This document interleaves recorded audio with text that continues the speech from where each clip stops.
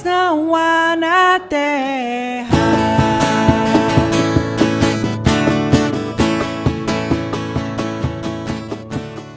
Irmãos, bom dia. A paz esteja com todos. Vamos ficar de pé para nós darmos início a esse momento de culto e adoração ao Senhor. O Salmo 46, verso 1 diz: Deus é o nosso refúgio e fortaleza, o socorro bem presente na angústia. E o verso 8 em diante diz: Vinde, contemplai as obras do Senhor, que devastações fez na terra. Ele acaba com as guerras e até os confins do mundo. Quebra o arco e despedaça a lança. Destrói os carros com fogo. Aquietai-vos e sabei que eu sou Deus. Eu sou exaltado entre as nações. Eu sou exaltado na terra. E o verso 1 do Salmo 48 diz: Grande é o Senhor, e Ele merece ser louvado na cidade do nosso Deus, no seu santo monte. Amém?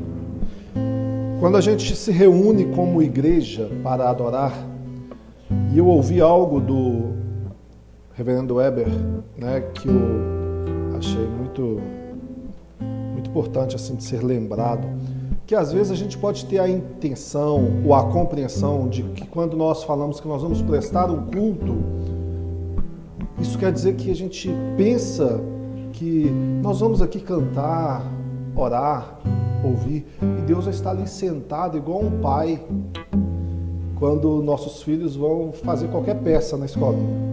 E a gente fica lá assim, olhando, olha como ele foi legal, olha como eles cantaram bonito, olha como eles oram. E não é assim. A Bíblia diz que Ele é exaltado entre as nações, Ele governa todas as coisas. Esse Salmo 46 vai nos declarar a soberania de quem a gente declara aqui nesta manhã, nesta noite, adorar e buscar. O 48 vai nos dizer: grande é o Senhor. Repetir essa verdade para nós, para que nós entendamos que Ele sim é digno de louvor, digno de adoração. E quando Ele manda que a gente aquiete,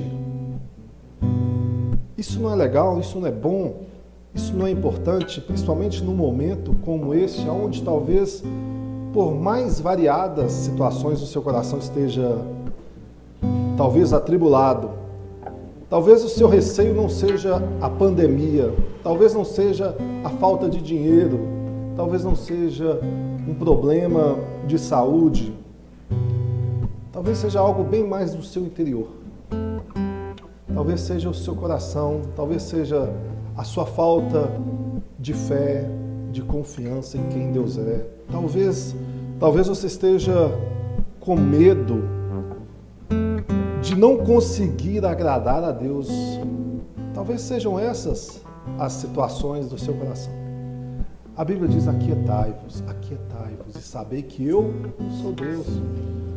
Se Ele é Deus, se Ele governa todo mundo, Ele acaba com guerras, Ele levanta reis, Ele destrona reis.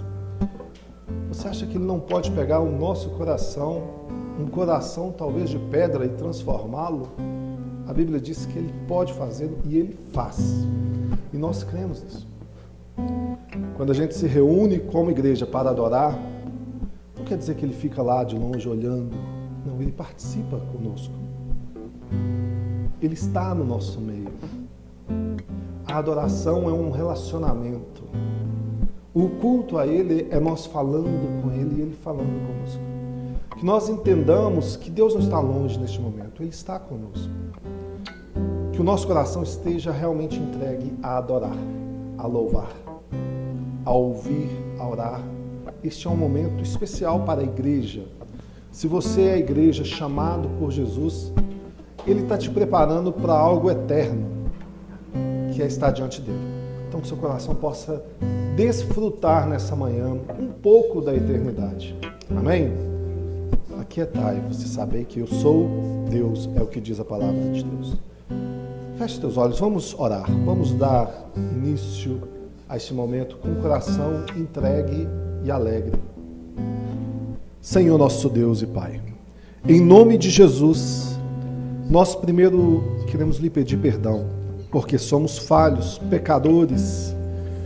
Nós carecemos de Ti, carecemos da Sua misericórdia, carecemos, ó Deus, do agir soberano sobre as nossas vidas.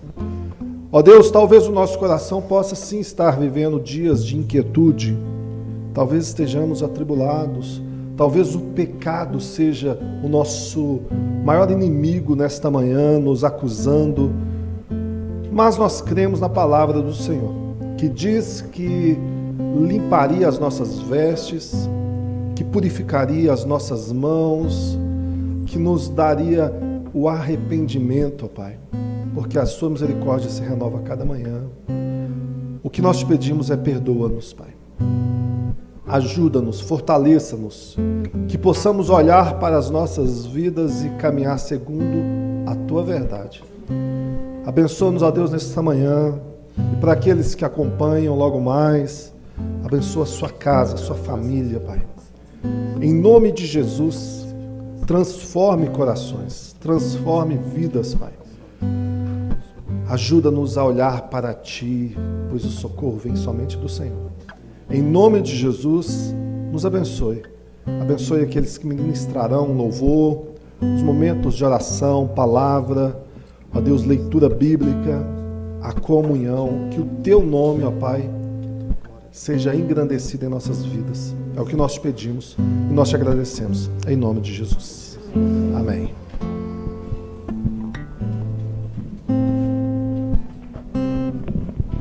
Paz a todos. Que o Senhor Jesus esteja cada dia mais enchendo os nossos corações com a glória e com a misericórdia dEle. Amém? Vamos adorar esse Deus que é um Deus poderoso, um Deus que é digno de ser exaltado, um Deus que é digno de ser adorado. Amém? Feche seus olhos. Eu gostaria que você novamente falasse mais um pouco com o Senhor aí, no seu íntimo, antes de iniciarmos esse louvor. Nós te louvamos e te exaltamos, meu Pai, que todo louvor seja dado somente a Ti, meu Deus. Que neste momento, Senhor Deus, o Senhor esteja, meu Pai, olhando para nós, meu Pai, como não homens, meu Pai, que estão aqui buscando, meu Deus, ser perfeito, mas homens que precisam, meu Pai, a cada dia mais e mais da Tua misericórdia, da Tua graça, do Teu amor, Senhor Deus. Só o Senhor é Deus, só o Senhor é santo, meu Pai. Nós te louvamos, Senhor, nós te louvamos. Teu calor sobre mim é como o sol quando insiste em me acordar. Como esses montes ao meu redor, Tu és a minha muralha, a perfeição da criação. Manifesta Teu esplendor, todo som, toda cor, seja louvor ao Rei da Glória. Quem é esse Rei da Glória? O Senhor dos Exércitos, poderoso nas batalhas. Ele é o Rei da Glória.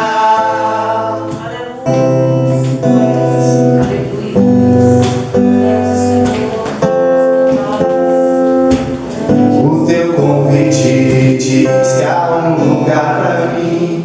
O Teu amor me fez inocente. E se do barro em Tuas mãos sai algo bom, o que dizer da obra terminada? Esse prazer que Tu tens em mim me dá prazer em Te deixar contente. Meu tempo é hoje, não está longe, o dia que será pra sempre. Quem é esse Rei da Glória? O Senhor dos Exércitos, poderoso nas batalhas. Ele é o Rei da Glória. Quem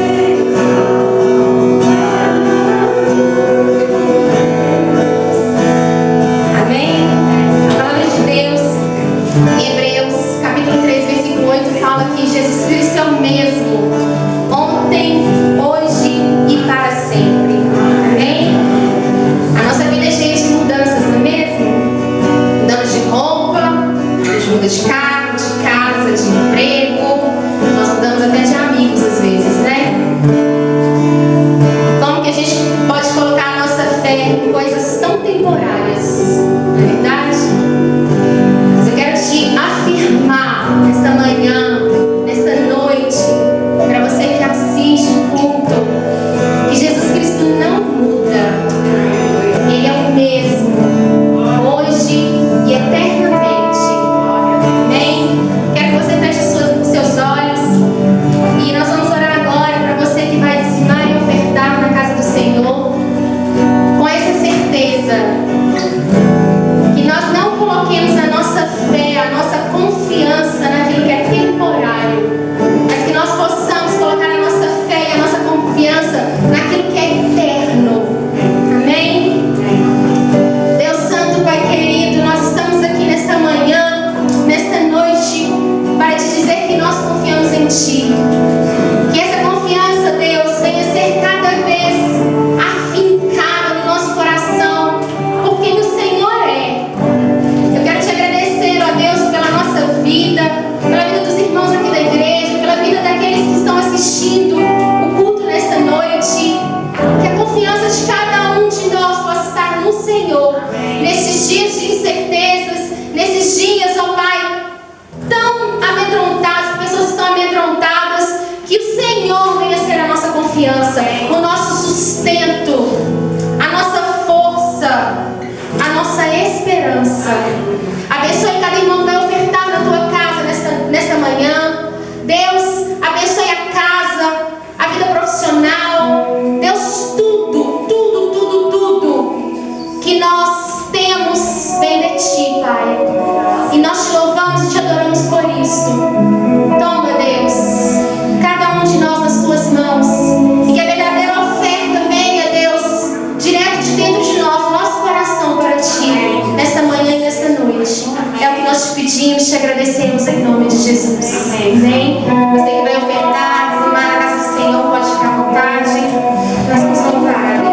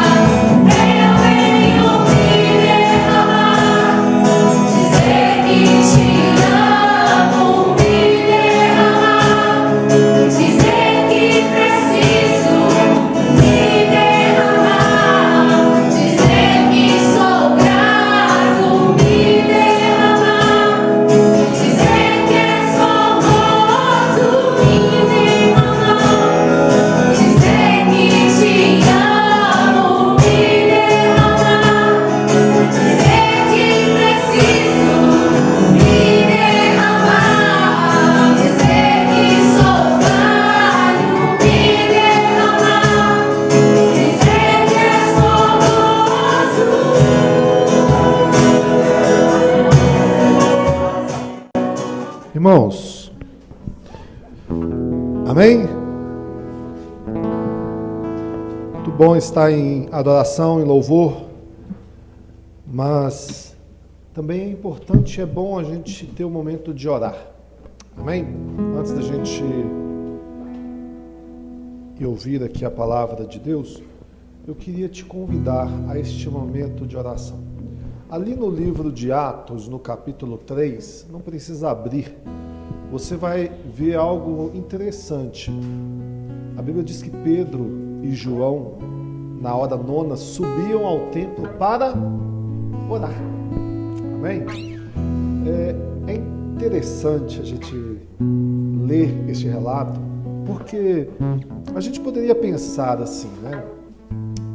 Pedro e João já tinham ali recebido, né, ou seja, a visita, né, a chegada do Espírito Santo, então eles estavam ali cheios, né, do Espírito. Pedro já tinha pregado para a multidão e ali mais de 3.000 pessoas se rendem ao Senhor, se arrependendo dos seus pecados. Então a gente poderia imaginar assim, poxa, o Pedro e o João estavam tão cheios de Deus que não precisava nem de orar, né? Mas, pelo contrário, olhando para o próprio Jesus como modelo, que sempre se separava, sempre tinha ali aquele momento de oração, de diálogo com Deus. E como nós temos a Bíblia, uma carta de Deus para nossas vidas, a oração também é uma carta da nossa vida para Deus. Amém? E Pedro e João, subindo para orar, eles veem na porta do templo, na porta chamada Formosa, um paralítico, né, que pensava assim, olha, eu vou ganhar aqui mais uma esmola, né? E estende lá as mãos para Pedro e João, e Pedro e João fala assim, olha, eu não tenho nem prata e nem ouro, mas o que eu tenho, isso eu te dou. Em nome de Jesus Cristo Nazareno, fique de pé e ande, né? E ali ele sai, a Bíblia diz que ele sai pulando e saltando, olha que coisa, né? Como que uma vida foi transformada, porque alguém, é claro, né? Por causa da vontade de Deus, porque alguém se dedicou àquele momento de oração. E nós devemos sempre saber que a oração é essencial para a vida do cristão. Amém? Qual que é o motivo de oração aqui desta manhã e desta noite para você que nos assiste? Nós queremos orar para que vocês sejam fortalecidos nesse desejo da oração. Olha que parece estranho, né, pedir isso, né? Mas talvez a sua vida de oração não esteja lá aquelas coisas, né? Talvez você consiga colocar tantas coisas à frente. E talvez a distração maior do celular, das mídias, né, ou das grandes distrações que a gente tem na vida, tome todo o seu tempo. E aí você fala assim, eu não tenho tempo de orar, eu não tenho... Na verdade, são prioridades que nós não estamos tendo. Sabe qual que deveria ser a nossa oração quando isso acontece? Senhor, tem misericórdia de mim. É a oração do publicano, né? Compadece de mim, pecador, né? Não a do fariseu. Eu não sou como os demais homens. Eu venho ao templo para orar. Ele falava isso, né? E orava nas praças, né? Na vista de todos os homens. E ali Deus olha para aquele coração arrependido e sincero que diz, olha, realmente eu sou um pecador. Eu não consigo. E lembre-se, nós somos pó. A gente tem que lembrar disso. E a nossa carne é corrupta. Então, se não for a misericórdia do Senhor, realmente, nós vamos perder. Então, a oração é para que Deus abençoe e fortaleça a cada um de nós aqui, para estar com o coração cheio de vontade realmente de oração, que Ele nos fortaleça neste hábito, que nós olhemos para Jesus e o amemos. Sabe, você amar, quando você ama alguém, você quer conversar com aquele alguém. Quando você olha para aquele alguém e aquele alguém é importante na sua vida, lembra aí vocês todos os casados, né? Pelo menos na época do namoro, você ficava junto o dia inteiro, chegava em casa ainda queria ligar de novo para continuar conversando e ficar ali, queria saber de tudo. Isso é amar. Amém? Você tem que querer estar e saber daquela pessoa. Que Deus possa nos fortalecer neste propósito em nome de Jesus. Feche os teus olhos, nós vamos orar. Se você está vivendo isso, uma fraqueza na oração, nessa prática que Deus nos permite, né? essa graça, esse meio de graça maravilhoso, converse com o Senhor, fala: Senhor, eu preciso da tua ajuda, em nome de Jesus. Pai, como igreja do Senhor, nós precisamos de Ti. Nós precisamos de ter hábitos saudáveis em nossas vidas. Seja a leitura e compreensão da Tua Palavra, seja, Deus, talvez nos retirar por um tempo, que seja no jejum, que seja em um livro, que seja em devocionais. Ó Pai, seja indo para algum outro espaço, ou conforme a Tua Palavra diz, no nosso quarto. Deus, nós precisamos de ter o nosso coração voltado para Ti. E sabemos, ó Deus, que somos corruptos por natureza. Reconhecemos que a nossa carne milita sim contra o nosso espírito. Sabemos, ó Deus, que aquilo que o mundo muitas das vezes nos oferece, como os manjares da mesa do rei em Daniel, muitas das vezes nós somos seduzidos por aquilo. Ó Pai, mas como nós ouvimos aqui nas canções e nas orações, nada pode ser superior ou melhor do que o Senhor em nossas vidas. E nós só saberemos disso, ó Deus, lendo, orando e tendo vida contigo e o Senhor se revelando a nós. Nós te pedimos aqui nesta manhã, ó Deus, e para aqueles que também nos acompanham, ó Deus, que o Senhor se revele aos nossos corações. Perdoe, ó Deus, a nossa carnalidade, perdoe a nossa falta de compromisso, perdoe-nos, ó Deus, por desejarmos as coisas mais do que o Senhor. Perdoe todas as vezes que fomos até o Senhor apenas como um meio para nos dar coisas. Pai, que possamos olhar para Ti e contemplar a Tua grandeza, como lemos aqui no início, reconhecendo que o Senhor é Deus e podermos nos aquietar, dormir consolados pelas Tuas asas, pela Tua proteção. Ó Deus, que possamos nos descansar em Ti, contemplando a Tua grandeza, a Tua beleza. E nós só poderemos fazer isso, Pai, através das orações. Por isso nós te pedimos, ajude-nos, ó Pai. Ajuda-nos, porque como seus discípulos, ó Pai, nós também não sabemos orar.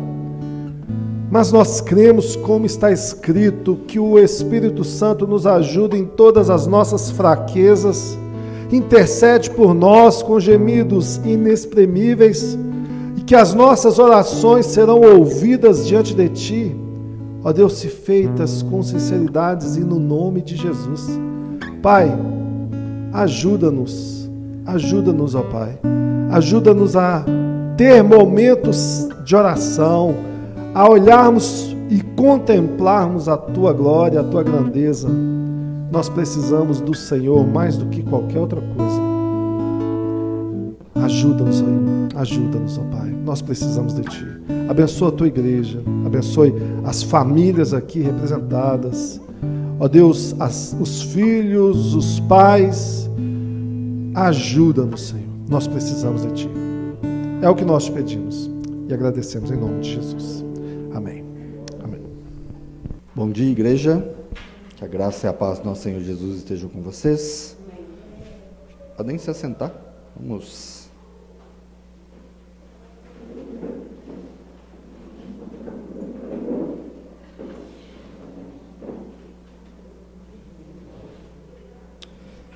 Toda vez que a gente se reúne em oração, como nós fizemos aqui, como nós devemos fazer sempre, é um privilégio para nós podermos orar a Deus e ter a certeza que Ele está escutando as nossas orações.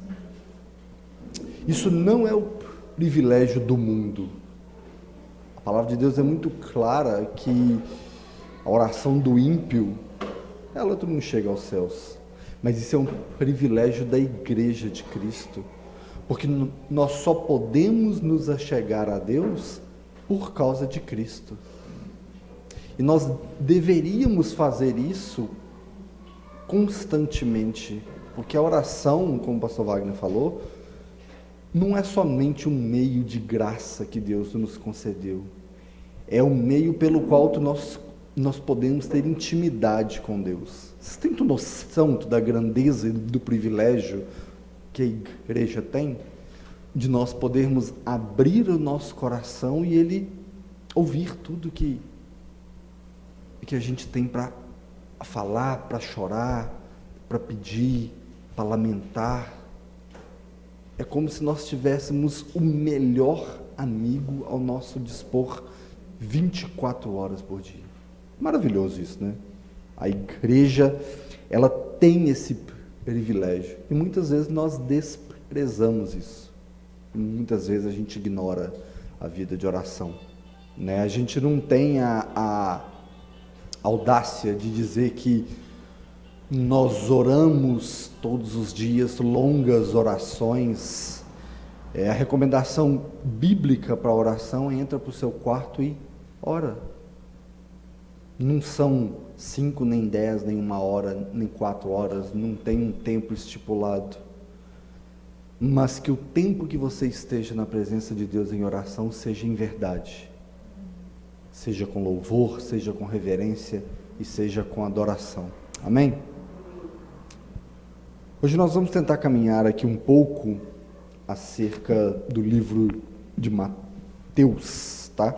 Nós vamos projetar aqui os versículos, e nós temos um privilégio como igreja de sermos iluminados por Deus. Nós recebemos uma luz que o mundo não recebe. Nós recebemos algo diferente da parte de Deus. E é sobre um pouco nesses versículos no livro de Mateus que nós vamos caminhar.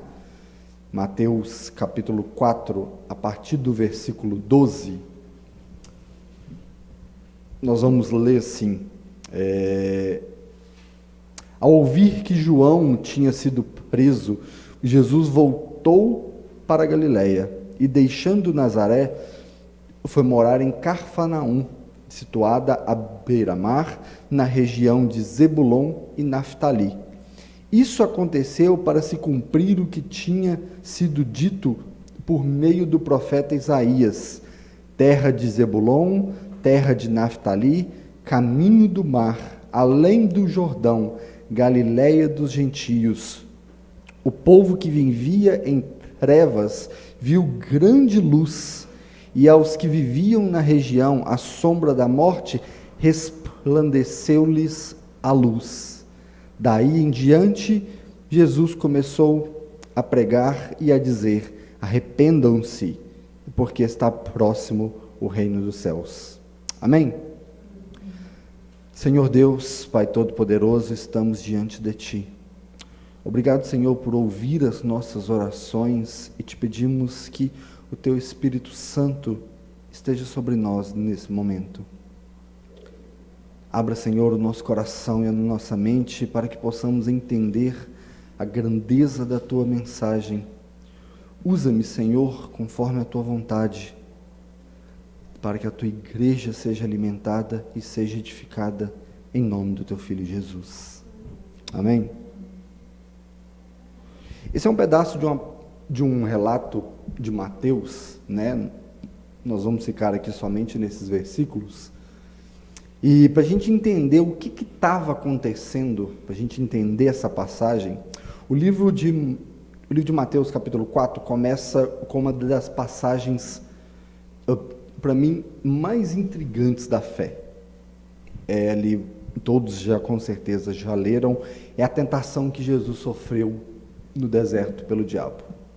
Né? É uma passagem para mim assim, muito intrigante pessoalmente, porque a gente olha para Jesus, um homem santo, justo, o Deus na terra, o homem que pagou pelos nossos pecados, e esse homem foi tentado pelo diabo. Se esse homem santo, justo e bom foi tentado, imagina nós pecadores. Me enche os olhos ver como que Jesus resistiu a todas aquelas tentações. Se nós caminharmos minuciosamente por esse texto, e eu encorajo vocês a lerem esse capítulo todo, né, Mateus capítulo 4, a gente vai ver ali que Jesus, ele combateu o diabo, as tentações, somente com a palavra de Deus. Ele não precisou de métodos, não precisou fazer campanha, não precisou ser ungido, não precisou nada. Ele simplesmente combateu o diabo com a palavra de Deus, recitando a Bíblia. E a gente tira uma aplicação disso para as nossas vidas, que às vezes a gente fala assim, nossa, eu estou sofrendo muitas tentações, eu estou sendo tentado demais, eu estou sendo atribulado demais, o diabo está rodeando a minha casa, minha família, tudo, e você não abre a Bíblia um dia sequer para orar. Você não abre a palavra de Deus para conseguir instrução de resistir àquilo uma só vez.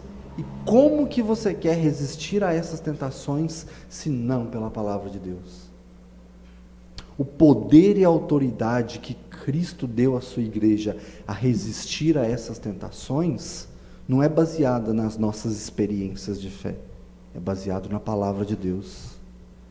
É somente com a palavra de Deus que a gente tem autoridade e força para resistir às tentações do mundo. Quando a Bíblia diz que a carne é fraca, não é uma desculpa, é uma constatação. Então não tente resistir pela sua carne.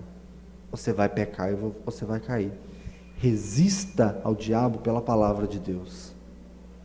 Pedro escreveu que o diabo está ao nosso redor, rugindo como um leão, a devorar a qualquer um. E se nós não estivermos munidos da palavra de Deus e totalmente alicerçados nela, nós vamos ser devorados, nós vamos pecar, nós vamos cair em tentação. Amém?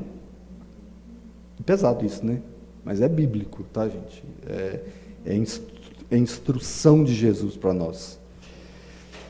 E quando a gente olha para isso, a gente vê que a única coisa que a gente precisa para resistir é simplesmente estar alimentado pela palavra de Deus.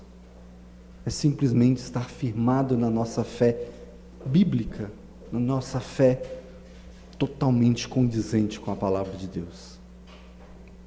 E no versículo 12, para nós caminharmos aí no texto realmente, então esse é o começo do capítulo, tá? Isso vai até o versículo 11 ali, e no versículo 12 a gente vê ali assim, grandezas de ensinamentos a partir disso.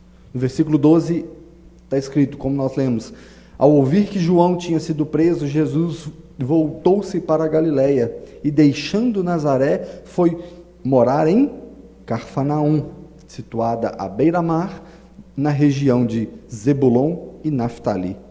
Uns nomezinhos diferentes de cidade, né? Que a gente tem, né?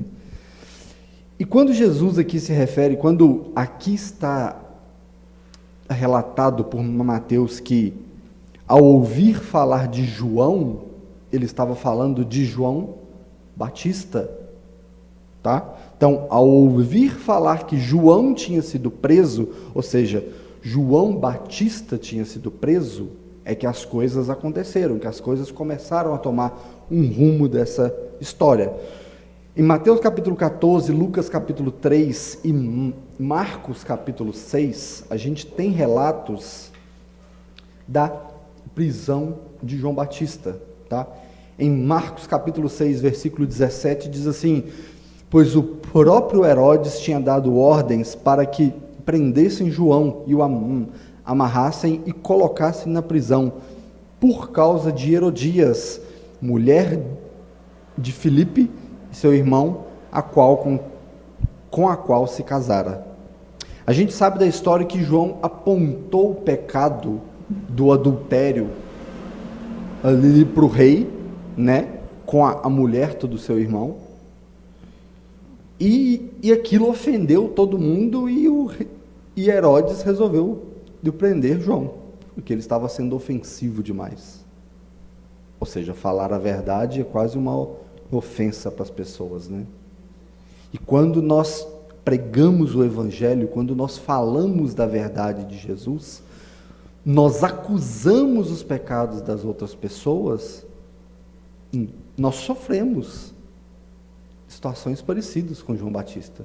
A gente não chega a ser preso, né? Pode chegar o tempo que pregar o Evangelho leve à prisão, igual em muitos países. Mas quando nós pregamos a verdade para as pessoas sobre o Evangelho de Cristo, a gente ofende elas. Elas se sentem ofendidas. Que, na verdade, falar a verdade para alguém, diante da palavra de Deus, é um ato de amor e não uma ofensa. Mas para as pessoas que recebem que aquilo que ela ama é pecado e aquilo ofende a Deus, para elas é uma ofensa. Então, o contexto se trata que quando Jesus ouviu falar que João Batista tinha sido preso, né, aquilo ali foi um start que a teologia divide ali no ministério de Jesus.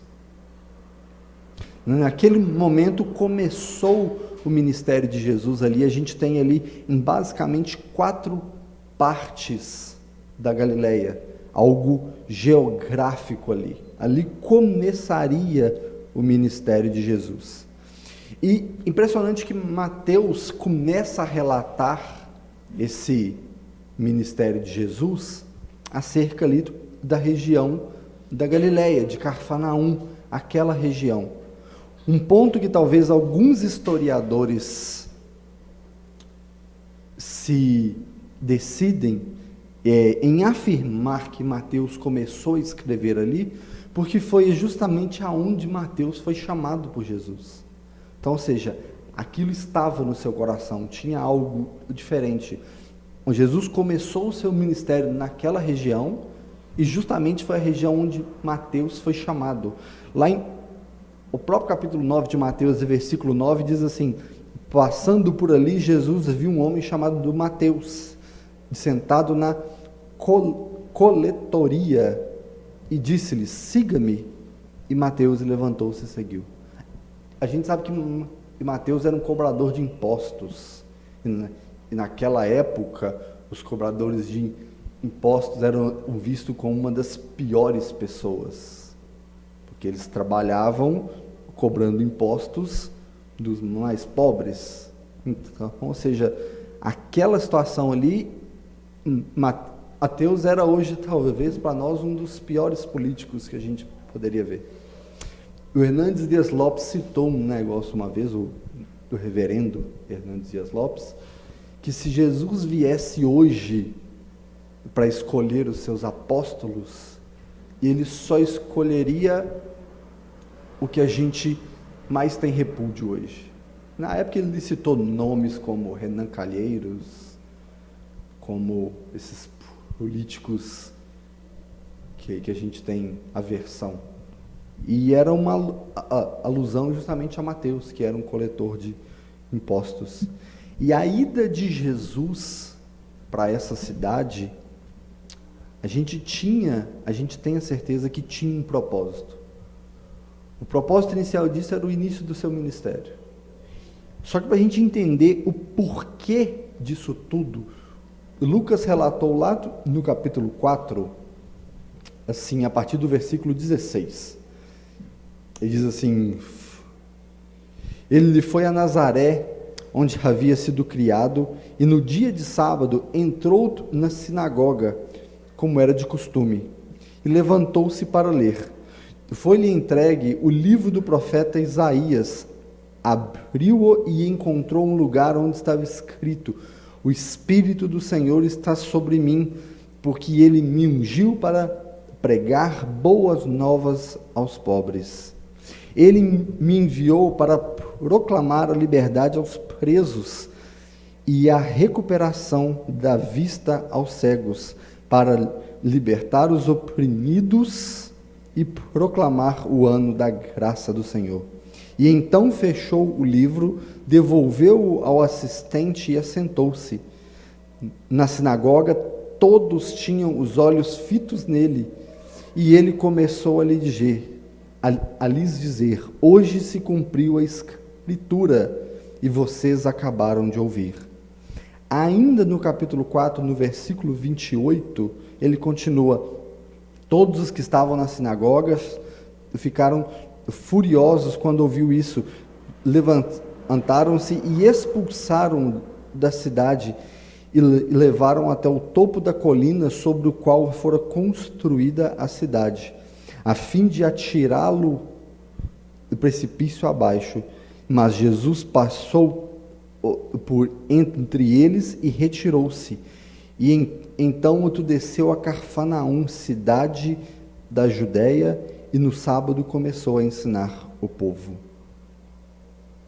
Olha só o que aconteceu.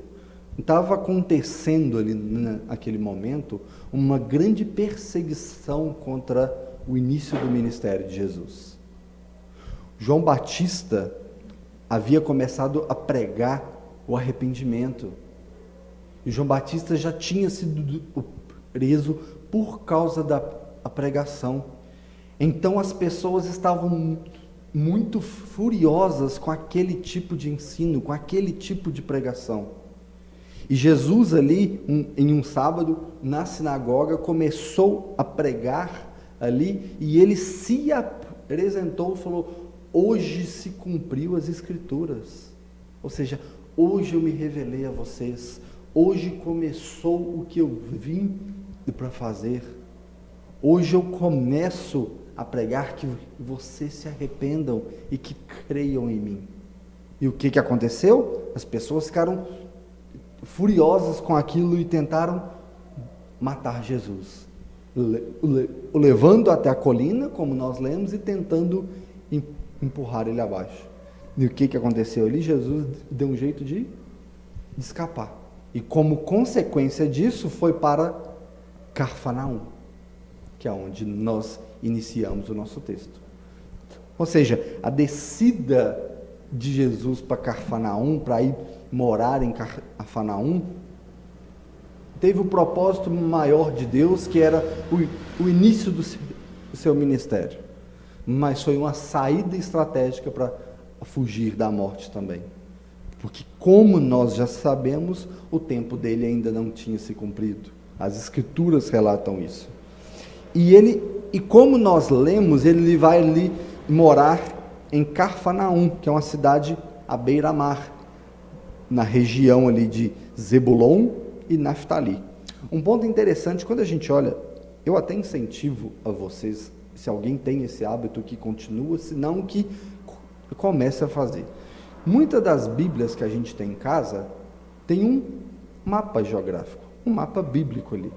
E se vocês correrem o olho, vocês vão entender um pouco melhor sobre isso, sobre as cidades, o nome das cidades, o que era a Galileia, a Judéia, Jerusalém, o que é isso tudo. É interessante a gente ter pelo menos uma noção geográfica do que é o que, para a gente não ficar a ver navios aqui nessas cidadezinhas com nomes estranhos, né?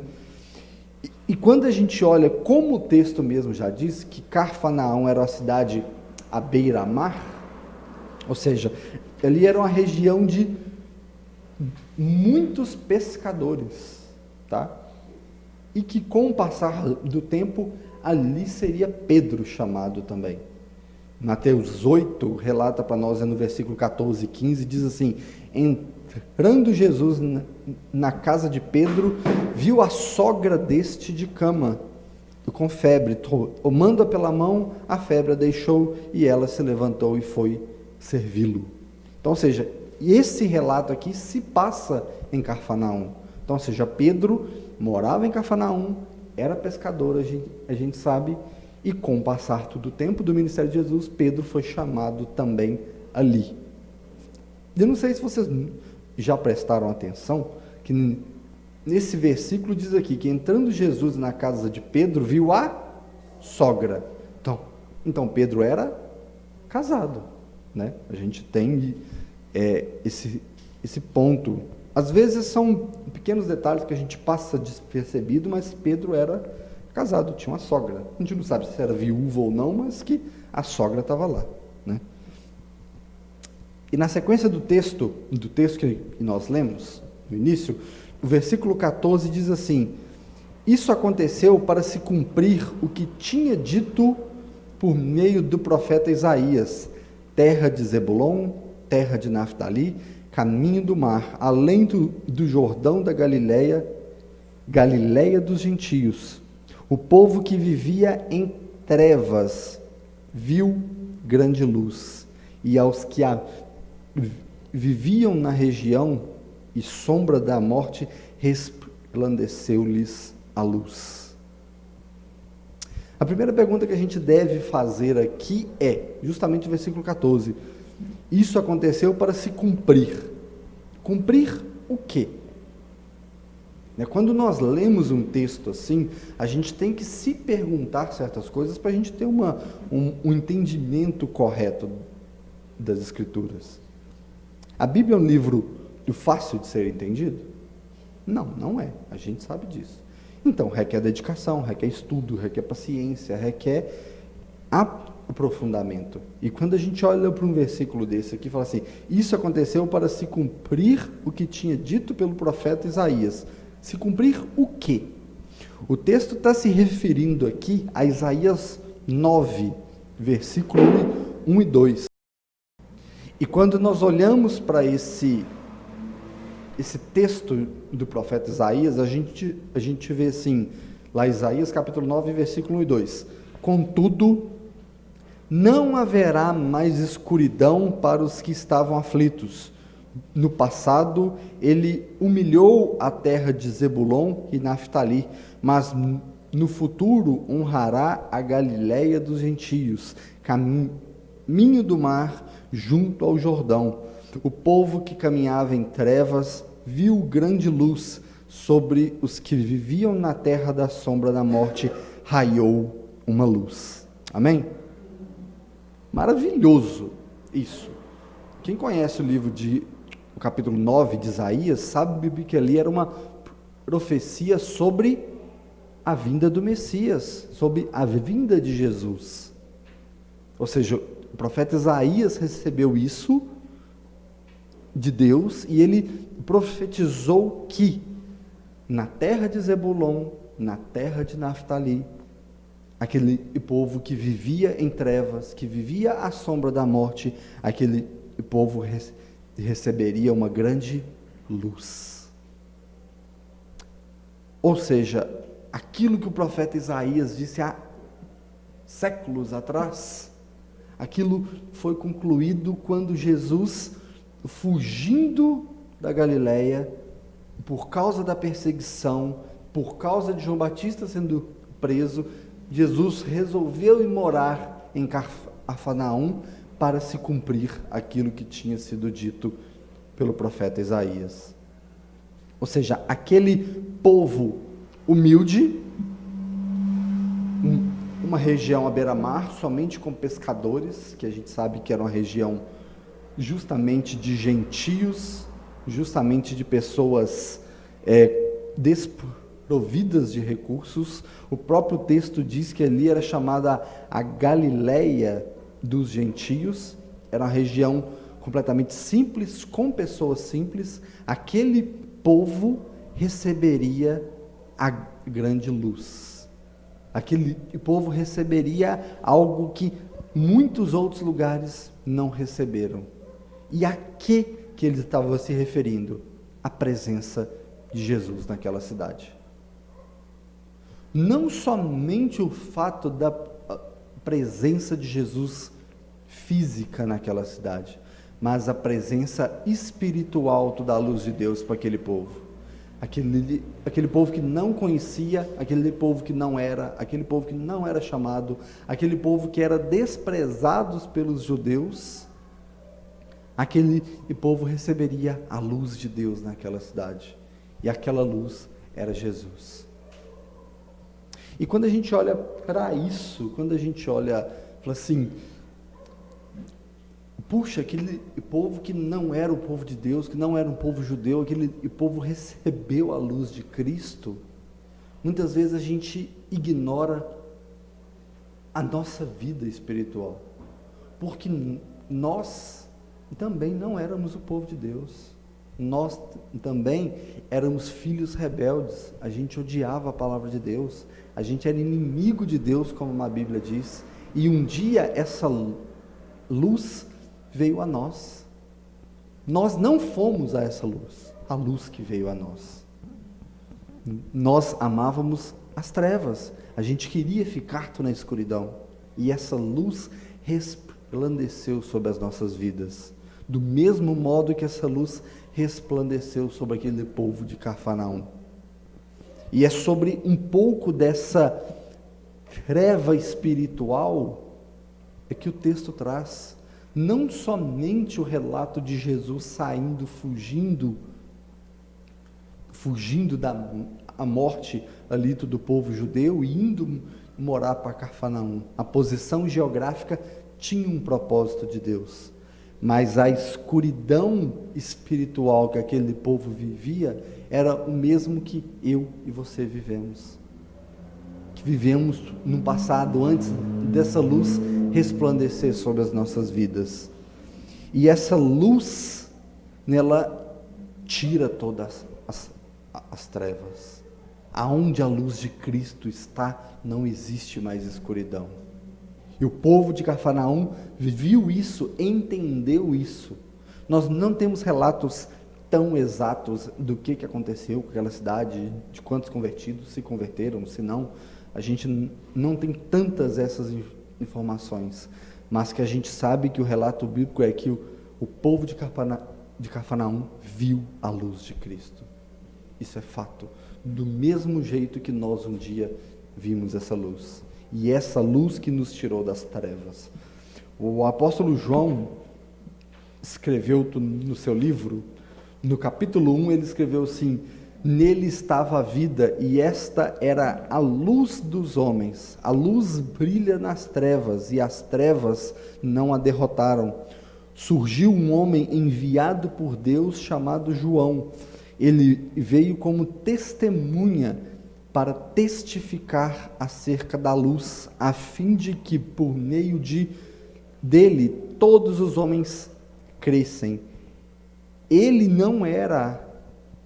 próprio não era a luz, mas veio como testemunho da luz. Ele estava chegando ao mundo a verdadeira luz que iluminava todos os homens.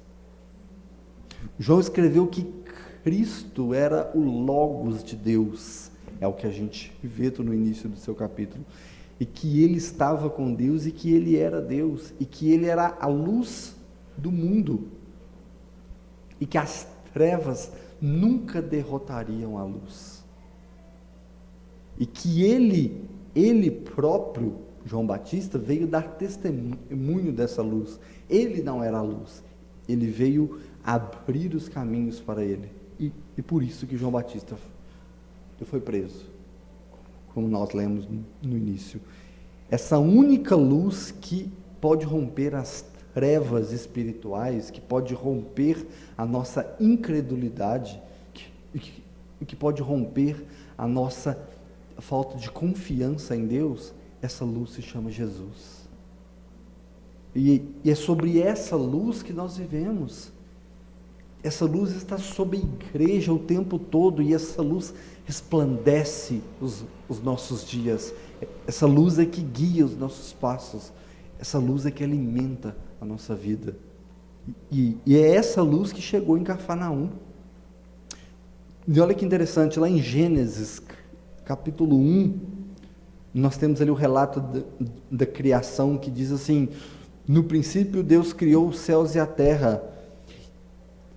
Era a terra sem forma e vazia, trevas cobriam a face do abismo, e o Espírito de Deus se movia sobre a face das águas. E Deus disse: haja luz, e houve luz. Deus viu que a luz era boa e separou a luz das trevas. E João capítulo 8, versículo 12 diz assim, falando novamente para o povo, Jesus disse: eu sou a luz do mundo, quem me segue nunca andará em trevas, mas terá a luz da vida. Deus revelou a luz à sua criação, na criação de todas as coisas. E Deus revelou a luz do mundo para a sua igreja, que é Jesus. A luz que ilumina o mundo é a luz de Cristo, é a sua glória, é o ápice da glória de Deus, é essa luz de Cristo. E quando ele se manifestou pela criação, como nós lemos em Gênesis, ele também revelou essa luz à sua igreja. Ele revelou essa luz aos homens. E ali em Cafarnaum, essa luz foi revelada ao povo gentio, ao povo que não era considerado o povo de Deus. Da mesma forma, Cristo se revelou a nós, porque nós não éramos. Nós estávamos desligados dele por causa do pecado. Nós não éramos filhos de Deus. A primeira carta de João, capítulo 1, versículo 5, diz assim: esta é a mensagem que dele ouvimos e transmitimos a vocês. Deus é luz e nele não há treva alguma. Deus é a santidade, Deus é a pureza. Cristo é o reflexo exato disso, da imagem de Deus. Essa luz que o povo de Cafarnaum presenciou é a luz que nos ilumina espiritualmente hoje. É o que mantém a nossa fé viva. É a luz que nos faz olhar para o mundo e ver que realmente o mundo está morto no maligno, mas que nós não pertencemos a esse mundo. Nós pertencemos a algo muito maior. E sem essa luz, a gente não é capaz de enxergar essas coisas. Nós não conseguimos. A fé nos faz enxergar coisas que o mundo não vê. Vocês já pararam para pensar nisso? Às vezes é algo até poético, bonito, de se postar, de colocar em status e tudo, mas isso é algo que nós devemos viver. A fé nos faz enxergar coisas que o mundo não vê. Aonde nós vemos hoje essa pandemia, nós vemos o caos, nós vemos incertezas, dúvidas sobre situação financeira, como vai ficar o país e tudo. Pela fé, nós vemos o controle absoluto de Deus em todas as coisas. E isso o mundo não vê, o mundo está desesperado. O mundo, eu tenho certeza que vocês podem dar testemunho disso, que com certeza nós temos pessoas que não são cristãos na família, em casa, amigos e tudo, e com toda certeza essas pessoas estão desesperadas. Às vezes essas pessoas não estão expressando esse desespero fisicamente todos os dias, mas o emocional delas está desesperado. O psicológico dessas pessoas está cansado. Existem dúvidas. Nós, embora vivendo nesse tempo de dificuldade, a gente tem a fé de que Deus está no controle de todas as coisas. E o que nos faz ver isso é essa luz de Cristo, é a nossa fé, a nossa esperança que nos permite isso. E se essa luz toca o nosso coração, que antes era tomado de trevas, que antes era tomado um coração de pedra, se essa luz traz vida a nós. E a nossa vida só é possível ter vida espiritual e vida realmente alegre em Deus, é somente por causa de Cristo. E é por causa disso que nós nos reunimos. É por causa dele. Aonde não existe mais trevas, aonde não existe mais dor, não existe mais angústia, não existe mais inimizade com Deus, existe luz. E luz que vem de Cristo. Amém? Amém? Ah, achei que vocês estavam dormindo. Em 1 Pedro, capítulo 2, versículo 9, diz assim: vocês, porém, são nação eleita, sacerdócio real, nação santa, povo exclusivo de Deus, para anunciar as grandezas daqueles que os chamou das trevas para a maravilhosa luz. Essa luz é Cristo. Ele nos resgatou dessa treva para nos colocar na maravilhosa luz, a mesma luz que aquele povo de Cafarnaum viu. Aquele povo viu pessoalmente aquela luz. Jesus morou em Cafarnaum. A gente não sabe quanto tempo, não temos relatos disso, mas Jesus morou em Cafarnaum. Então aquele povo que era a Galileia dos gentios, o povo desprezado, o povo que não tinha parte com o povo judeu, aquele povo conviveu com Jesus. O povo viu a luz de Jesus ali naquelas terras. E nós temos essa mesma luz espiritual dentro de nós. Nós temos esse privilégio de ter a luz de Cristo guiando os nossos passos todos os dias. Vocês já pararam para pensar? Eu iniciei aqui dizendo que a igreja, ela tem o privilégio de ser iluminada por Deus. Isso não é para qualquer um. Não existe mérito nosso nisso, nós não somos merecedores disso. Isso é graça de Deus. Isso é a misericórdia de Deus que foi derramada sobre as nossas vidas. Porque nós éramos esses gentios que vivíamos nessa Galileia. Nós éramos esse povo desprezado, o povo que não são. O próprio apóstolo Paulo disse que ele veio para aqueles que não são, que nada são. Ele veio amar aqueles que nada são. E a igreja tem essa luz dentro de si por causa de Cristo. E nós devemos levar essa luz para fora. A luz que resplandeceu em Cafarnaum resplandece sobre os nossos dias, todos os dias, porque as misericórdias de Deus se renovam a cada manhã sobre as nossas vidas.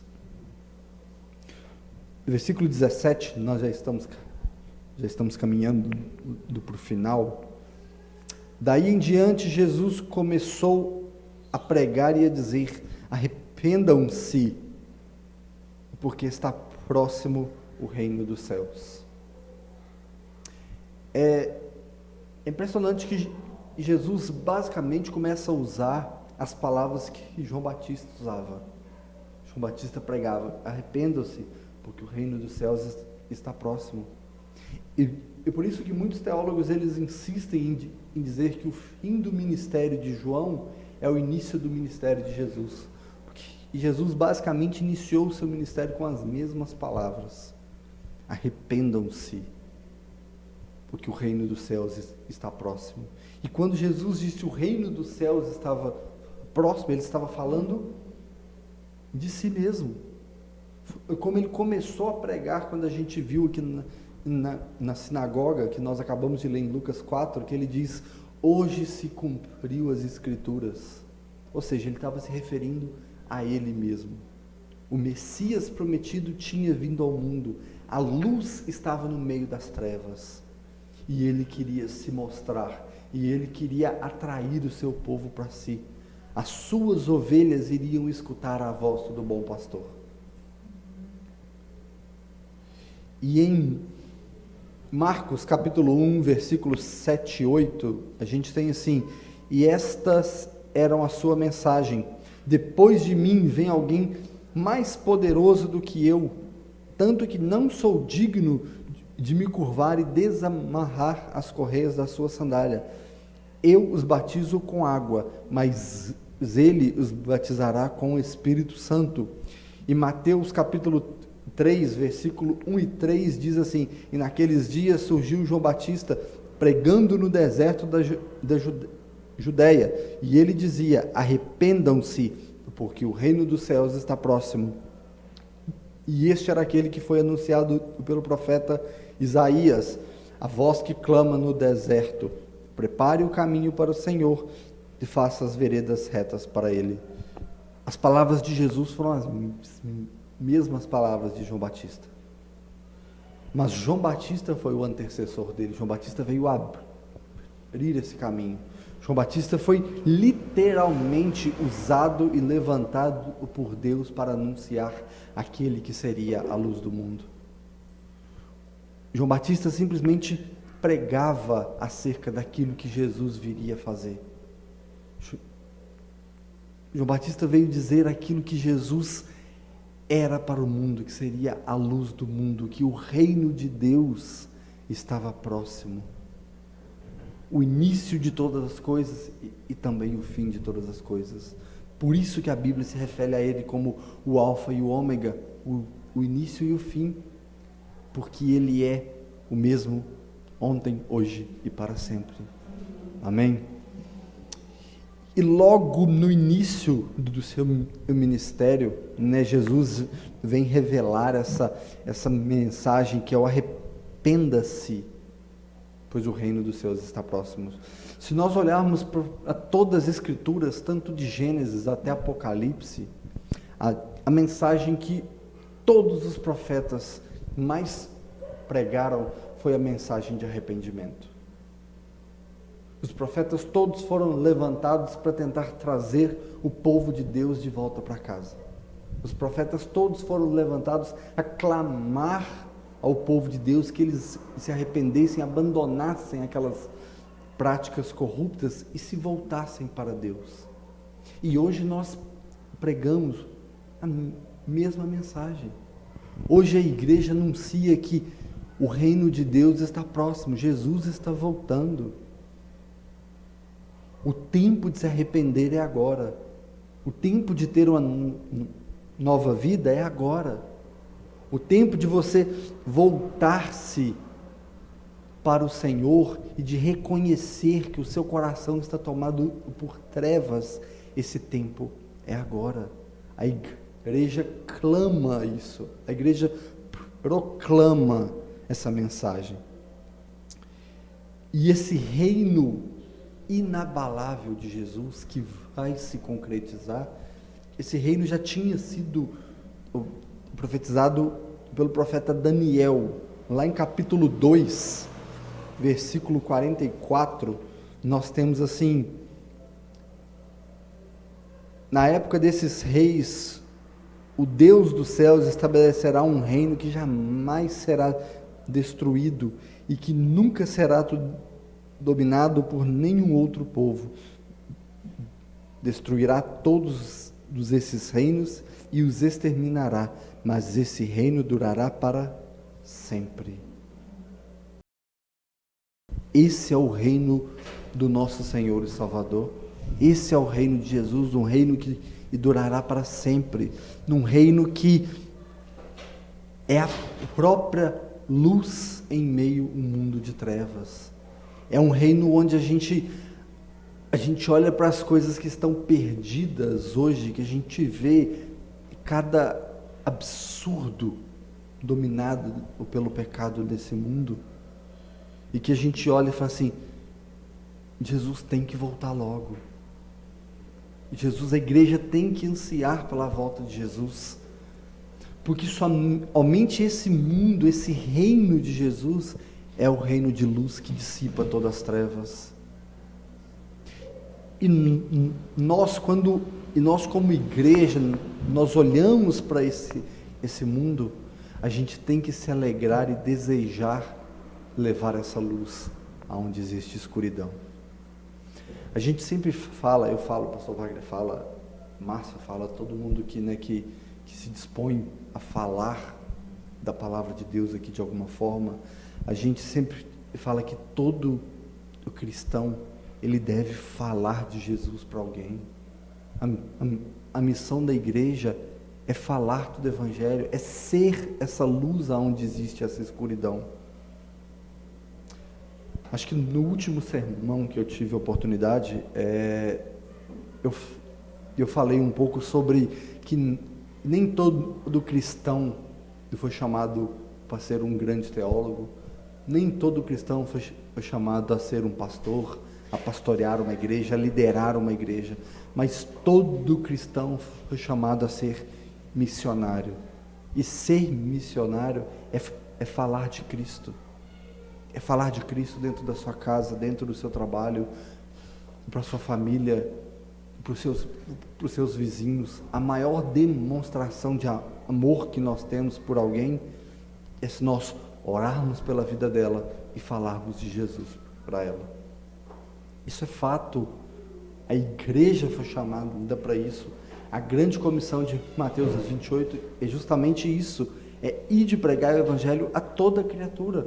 É falar de Jesus. É tornar essa luz evidente.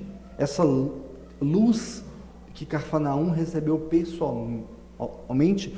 Nós devemos colocar essa luz espiritualmente na vida das pessoas. E esse é o papel da igreja. É assim que nós devemos proceder. É assim que nós caminhamos. A luz que resplandece em meio às trevas é somente a luz de Jesus. E se alguém está longe de Jesus, ele precisa enxergar essa luz. E Deus pode usar a minha vida e a sua vida para levar essa luz. Amém? Gente, estou acabando, tá? Tá bom.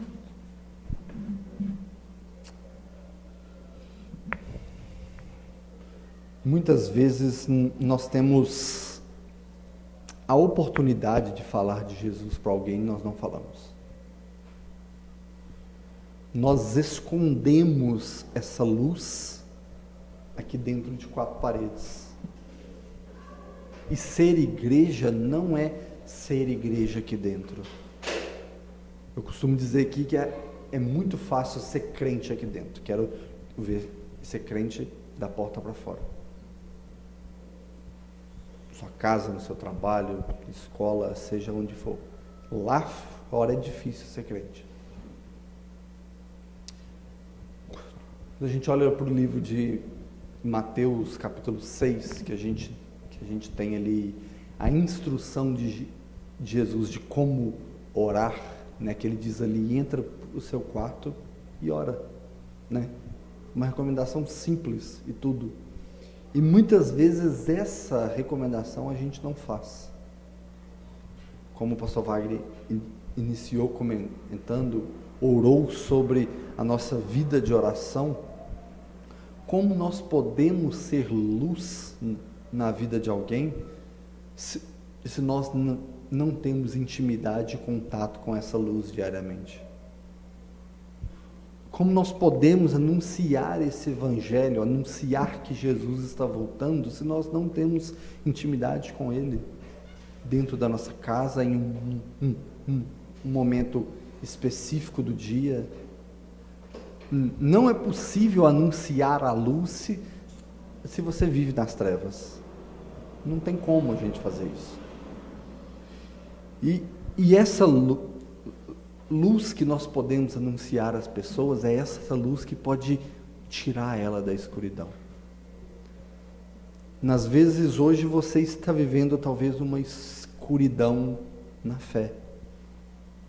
Você está desmotivado, você está cansado, você está sem motivação a caminhar na fé cristã, a viver a sua fé dia após dia.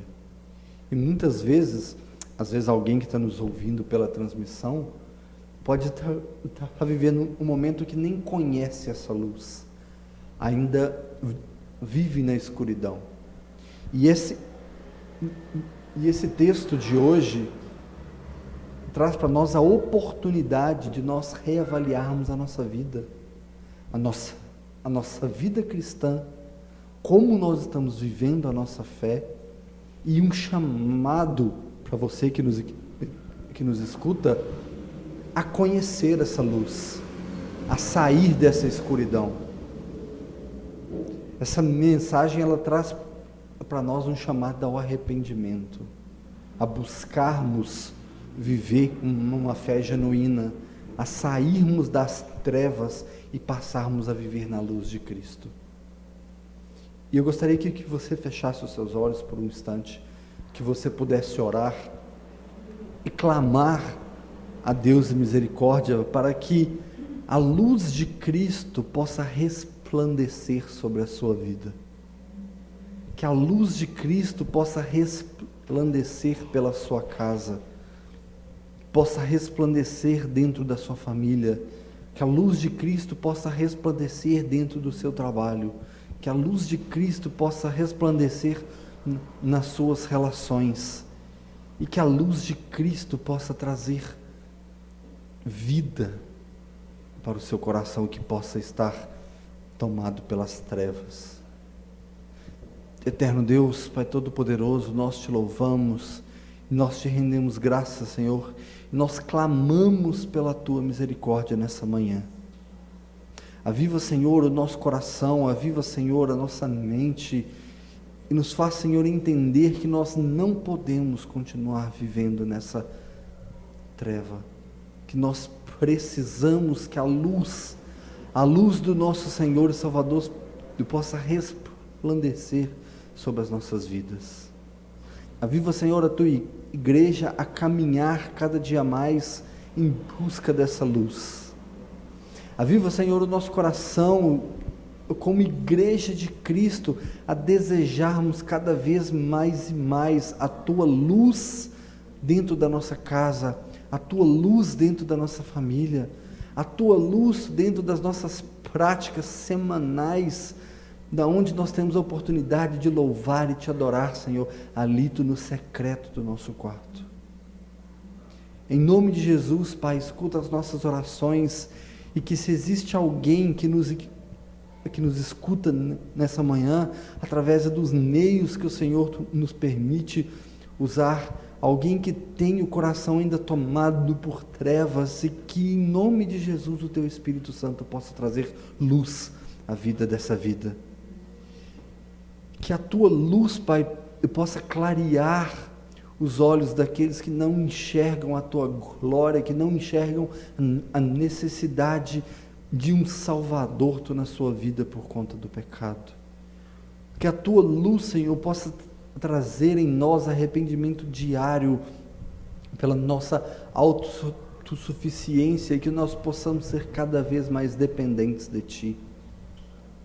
Coloca, Senhor, a luz do Teu Espírito Santo, a luz de Cristo, o que resplandeceu sobre Cafarnaum e toda aquela região, que ela possa resplandecer sobre o nosso país, sobre a nossa cidade e sobre a nossa comunidade, Senhor. Nós precisamos da Tua luz, Pai. Nós precisamos da Tua direção. Nós precisamos da Tua orientação, não somente hoje, mas por toda a nossa vida e até a volta gloriosa do nosso Senhor e Salvador. Abençoa, Senhor, os nossos corações com a Tua luz. É o que nós te pedimos, em nome de Jesus. Amém. Amém? Vamos ficar de pé para a gente...